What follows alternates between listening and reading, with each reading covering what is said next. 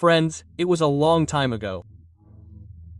In ancient India, there was a kingdom named Chandrapur which was ruled by a very cruel and ruthless King Chandrasen. The king would marry a new girl every day and hang his newly married wife the very next day. All his subjects were very unhappy with these harsh and cruel decisions of the king. The king's ministers and courtiers were also very upset with him. But they did not have the courage to express their displeasure in front of the king or try to convince him. A strange fear and silence had spread throughout the kingdom. The people of the kingdom only knew that the king marries a new girl every day and kills her the next morning. But why does he do this? No one knew the reason behind this. An old magician used to live with his daughter Suvarnalata in the middle of a dense forest on the southern end of the kingdom. He was well aware of the king's actions. Therefore, in time, he left the city and started living in the forests. His daughter Suvarnalata was a very beautiful and intelligent girl. She used to help everyone who came to her father. If a sick person came, she would cure him by making medicines. If a sad soul came to her, she would comfort him with her words. One day when the magician had to go to the city for some work, Suvarnalata also insisted and went with her father that day. When both of them entered the city and reached the gate, people were coming from the city crying and cursing the king, carrying the dead body of a girl hanged by him again. When the old magician saw them, it did not take long to understand the whole matter. He immediately asked his daughter to leave from there. But when Suvarnalata saw those crying people, her heart melted. She said, "No, father. First I want to know why these people are so sad and why are they saying bad things about the king." Despite the magician's repeated persuasion, she did not go from there. When Suvarnalata asked some people the reason for this, people looked at her with strange eyes and said, "Don't you know anything?" Despite Suvarnalata's refusal, they told her their entire painful story. Suvarnalata was stunned and shocked after hearing everything. After some time, when she regained her senses, she told her father, "Father, I want to marry the king." The magician was stunned to hear this from his daughter. He was completely shocked and said, "Daughter, have you gone mad to say such things? Didn't you just hear that the king got his wife killed the very next day?" Suvarnalata said, "Father, I know very well what I am saying. You just allow me to go to the king. If I can change a ruthless person with the power of my intelligence and truth, then this will be the biggest achievement of my life. Otherwise, everyone has to die one day and someone's death is not in the hands of the king, but in the hands of the Almighty." After a lot of talk, the magician had to bow down to his daughter's insistence even though he didn't want to. With a heavy heart, he allowed his daughter to go to the king. On receiving the permission of her father, Suvarnalata bowed to him and with a firm resolve, she started towards the king's palace. Why did the king hang his newly married wife a day after the marriage? The king was not so cruel and heartless from the beginning. He was a very good-hearted and caring king who protected his subjects. When he became eligible for marriage, his father Kamal Sen married him to a beautiful girl named Ratnaprabha. Ratnaprabha was a very beautiful and attractive woman just like her name. King Chandrasen was also impressed by her beauty. He started loving his wife with all his heart. Everything was going well. Then one day, the ground slipped under the king's feet. One day, when the king came straight from the court to the queen's quarters and reached the queen's room, he was stunned by the scene he saw. His wife Ratnaprabha was romancing a slave. Seeing this, King Chandrasen's whole world was destroyed. He immediately got his wife Ratnaprabha and that slave bricked alive in a wall. After the death of Queen Ratnaprabha, the king started drowning in the sea of oblivion. He stopped meeting everyone. He left the court and everything.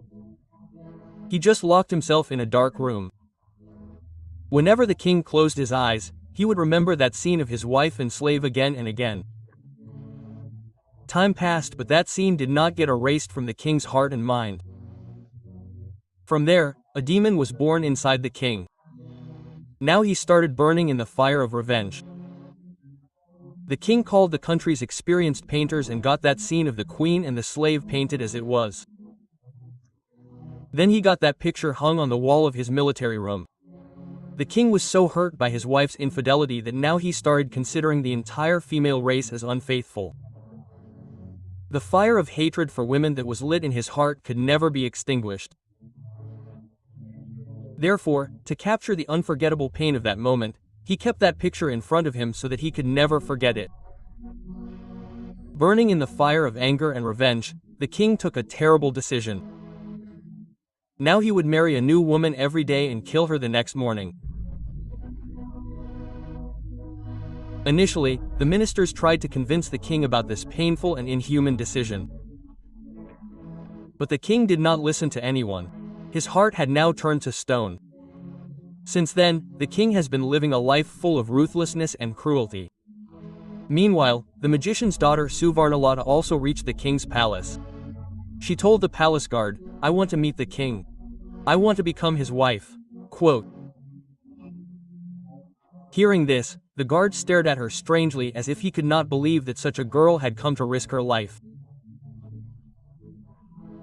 Then he quietly conveyed her message to the king. The king was also stunned to hear this. He thought, what kind of a girl is this who wants to embrace her own death? The king immediately ordered the servants to bring that girl in front of him immediately. The king saw Suvarnalata coming with the soldiers and he just kept looking at her. Till date he had not seen such an innocent, beautiful and peaceful woman. There was a strange truth and faith in Suvarnalata's eyes which the king felt. At first a light smile of happiness came on her face. But then in a few moments that smile faded and disappointment returned to her face. The king asked Suvarnalata very seriously, "What made you come here? Don't you know that marrying me means embracing death?" Suvarnalata, like a calm and determined hero, looked into the king's eyes without any hesitation and said, "O king, I know everything about you. I have decided to marry you only after knowing everything." The king was surprised and said, "Okay. If you know everything and this is your decision, then I have no objection. Prepare for the wedding. We will marry you tomorrow itself." The king and the magician's daughter Suvarnalata got married. Now Suvarnalata, the magician's daughter, had become the queen and the king's wife. At night, Suvarnalata did 16 shringars and sat on the wedding bed waiting for the king. There was a wonderful confidence in her eyes. As if she had faced the biggest challenge of her life and now she was in front of her hero. When King Chandrasen came into the room and saw Suvarnalata dressed as a bride, he was impressed by her beauty. But then his attention went towards the picture of his dead wife on the wall. A pain and anger arose in his eyes. That picture refreshed all the memories of the king and the fire of women's unfaithfulness burned again in his eyes. But in a corner of the king's heart, seeing Suvarnalata's courage, her simplicity and her beauty, a different place or perhaps respect was created somewhere. The king said in anger, "Why did you do this foolish thing? Even knowing that tomorrow morning we will get you killed. Not a married queen. What has happened to you?" Suvarnalata looked into the king's eyes with great courtesy and respect without fear and without hesitation and said, "My lord, this decision has been taken by the God above and I accept his decision in any case." The king said, "Even knowing what will happen to you in the morning," Queen Suvarnalata said, "Maharaj, I know very well that as soon as the morning comes, you will get me killed. But before that I have the whole night today and the happiness of love cannot be measured by length, but its depth is seen." The king said, your heart-wrenching words will not have any effect on me. Queen Suvarnalata said with great love and dignity, O Lord, even if I am here for one night, I am your wife. Hence, I have full right on this night. Whatever you want to do in the morning, you can do it. She said, Maharaj, but for now, leave this anger of yours and calm down a little. After listening to Queen Suvarnalata, the king's anger cools down and he comfortably sits on a chair kept in the room. Queen Suvarnalata said, Maharaj, what should I tell you to entertain you tonight? Should I tell you a story? Should I tell you about a trip? Should I recite a shayari? Or should I sing a song? The king said, You are my wife for one night and you have full right over this night. Come on, you tell me a story. The queen starts telling the king a story very politely. There was a businessman. He had a wife, a young daughter and 2 young sons. As the daughter was young, the businessman was worried about her marriage day and night. He wanted to marry his daughter with pomp and show by saving money. Once he had to go abroad for business. The journey was long. That is why he asks his family members to come back in a few days and leaves from there. While leaving, his daughter gives him dates and says, Baba, the journey is long. If you feel hungry, eat this date on the way. Dia the merchant sets out for the foreign land with the dates. He gets tired of walking due to the long journey and the scorching sun. Then he sees a well on the way. He thought, why not sit here for a while and take rest and eat the dates? I will also drink cold water. Then I will leave for the foreign land comfortably. With this thought, he sits near the well and starts eating dates comfortably. While eating dates, a date falls from his hand into the well. As soon as the date falls into the water, the absolutely clean and pure water of the well turns into blood and then an angry demon comes out from inside the well. The demon's eyes were red and he had a sharp sword in his hands. Seeing all this, the merchant is stunned. He starts trembling with fear. The demon angrily tells the merchant, I will not leave you. I will cut you into pieces with my sword. The merchant was already scared. Hearing this, he starts trembling with fear and says, O demon, what harm have I done to you? Why do you want to kill me? The demon says, O human, the date you threw in the well got stuck in the throat of my innocent child, which caused his death. The merchant said, Sorry demon, I could not see your son anywhere and that date fell in the well by mistake. The demon said in anger, We demons are not visible to you humans. You should have taken precautions while eating dates. But your death is certain. Whether a crime is committed out of ignorance or intentionally, it is a crime. Now I will take revenge for my son's death by tearing you into pieces. Blood for blood is justice. Finally, the poor merchant was helpless and said, O demon, if your revenge will be completed by killing me, then I accept it. But I have a condition. The demon said, What condition? The merchant said with a heavy heart, I still have a lot of responsibilities. I have taken loans from people. I have to pay off that loan and marry my young daughter. Once this let me complete my responsibility, then I will come to you myself. Then you can take your revenge. Hearing this, the demon gets into deep thought. While telling this story, it becomes morning and the queen stops telling the tale. The king said, Why have you become silent? Tell me whether the demon killed the merchant or gave him some time as told. The queen said, Maharaj, the night is over, so the matter is over. Now it is morning and it is time for me to die. The king said, But at least tell me whether the demon killed him or left him. The queen said, King, the story is very long. Time is needed to tell the whole story and now the time is over. Hearing this, the king gets into deep thought. After thinking for a while, the king now tells his newly married queen, Don't worry, we will stop the time.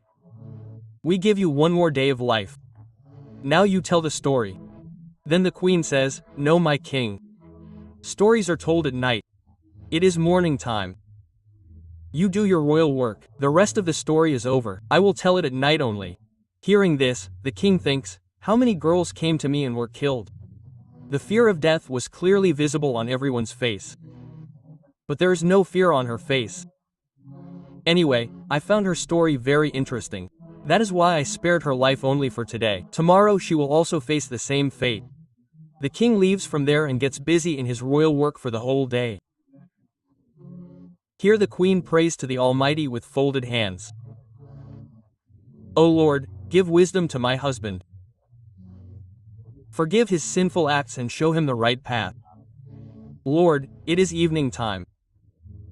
The king comes to the room impatiently and says, Queen, now start telling the story quickly. Seeing the king's impatience, the queen says, Have some patience, Maharaj, I will serve food for you. First eat food, then I will start telling the rest of the story. Saying, the queen serves food to the king. The king said, This is the work of servants. Why are you doing this? The queen says very lovingly, No, my lord. It is the duty of a wife to take care of her husband. The king said, You don't have to spend your whole life with me in any way. After tonight, this work will be done by the servants. The queen said, Lord, even if it is just tonight, I got a chance to serve you, I will be able to die peacefully. I served my husband as much time as I got. Hearing this, the king's heart felt very relaxed, but then he remembered his wife's infidelity. The king said angrily, Don't talk nonsense to me and start telling the story quickly. Hearing the king's words, the queen starts telling the story. After listening to the merchant, after thinking for a while, the demon said, If I give you some time, what is the guarantee that you will come back? The merchant said, O demon king, I swear by the Almighty and swear by God that I will come here again after completing my work and hand myself over to you. Believe me. The demon said, Okay. I give you 40 days' time. The merchant thanks the demon and heads towards his home. After a few days of travel, he reaches his home. Seeing the merchant home, his wife and children become happy. His wife says, Swami, you must be tired. Wash your hands and face. Then I will serve food for you. I don't know why my heart is very nervous this time. Thank God. You have come home safely. Hearing these words from his wife, the merchant's heart aches with pain. He thought, what will happen to my wife and children when I leave forever? The merchant had written the remaining days of his life on a piece of paper. Slowly, time was passing. The remaining days of the merchant's life were passing slowly. He found a suitable match for his daughter and got her married and sent her off. Along with happiness, the merchant was also sad from within because today was his last night. Tomorrow was his last day. Tomorrow that demon would tear him into pieces. The merchant was thinking all this while lying in bed. Sleep was falling from his eyes. She was miles away from him. He was constantly worried about what would happen to his wife and children after his death. With a sad heart, the businessman sits up and starts crying. Hearing his crying, his wife also wakes up. Seeing the businessman crying like this, she gets scared and asks him, What happened, Swami? Why are you crying? The businessman tries to avoid the topic at first. But when his wife asks him more insistently, he breaks down and tells the whole story to his wife while crying. Hearing the whole story, the businessman's wife's heart comes to her mouth. She gets upset and says, Swami, I will go to that demon in your place. Whatever happens to me, even if that demon takes my life, I will not let anything happen to you. In the middle of the story, he speaks. Wow, what a woman. Such women also exist in the world. Even angels would not give up their lives at the doorstep of such a noble and loyal wife. Bow your head. The king said, the queen said, You are absolutely right, Maharaj. There are some bad women because of whom fingers are pointed at all women, but everyone is considered the same. Hearing this, the king gets into thinking. The queen then starts telling the rest of the story. The merchant explains to his wife, Don't talk about me. Beloveds are dead. If something happens to you, shame on me. How could I even tell you that you will go to that demon in my place? I have made a mistake and I will have to bear the punishment for this mistake. You take care of my children. Don't let them miss me ever. The merchant explains a lot to his wife. In this way, the night passes and it becomes morning. With a heavy heart, The merchant hugs his small child and wife, bids them farewell and leaves from there. After covering a long distance, he reaches the same place where he had met that demon. The merchant calls out to the demon, "Demon King, I have come to you. My 40 days are over. Come and take your revenge by taking my life." Hearing the merchant's words, the demon comes out and says to the merchant, "You are very brave that you have come to me walking in the mouth of death. But O human being, I will not kill you because I have forgiven you." The demon further says, "When you asked me for time, I did not believe in you. That is why I was following you from that day. Whatever you said was absolutely true. Now go and take care of your wife and children. They are crying badly without you." Hearing these words from the demon, the merchant's happiness knew no bounds. He thanked the demon with folded hands. By the time the story ended, the king had become completely emotional. He now started looking at the queen with loving eyes. The queen said, "O Maharaj, all women are not the same at all, and until you do not remove that picture from your room, your pain will never reduce and you will consider every woman to be of bad character." Hearing this, the king got angry with his unfaithful wife. He tears the photo and destroys it. Then taking the queen's hands in his, he says, "O queen, today you have changed my heart. I have committed so many sins being a sinner, but today you have opened my eyes." The queen said, "O Maharaj, if you want to kill me, then do so. But I have one condition, that you should kill me with your own hands and not with the hands of soldiers. I do not want any soldier to touch me. If I die at your hands, my mind will get peace." The king said, "No, my queen, I will not do anything to you. You are the goddess who broke my hollow illusion and took me out of a life full of humiliation. My beloved, I will always keep you on my eyelids. The amount of sins I have committed, maybe the Almighty will never forgive me for that. But in the remaining life, I only want to share happiness with my subjects and you." On the other hand, when the magician came to know that his daughter is not only safe but his killer who opened the king's eyes has become a queen, and the king has now become a good man, then there is no comparison to his happiness. There was no end to it. King Chandrasen and Queen Suvarnalata lead a happy life. The merchant accepted the punishment for his mistake, but the loyalty and love of his wife and daughter finally showed him a new path. The demon forgave him after seeing his honesty and dedication, and he succeeded in returning home. The king understood the wisdom and sacrifice of the queen and got rid of his old pain. This story tells that only with the power of true love and morality can change life. King Chandrasen, who used to make women victims of his ego only, was himself caught in the cycle of time today.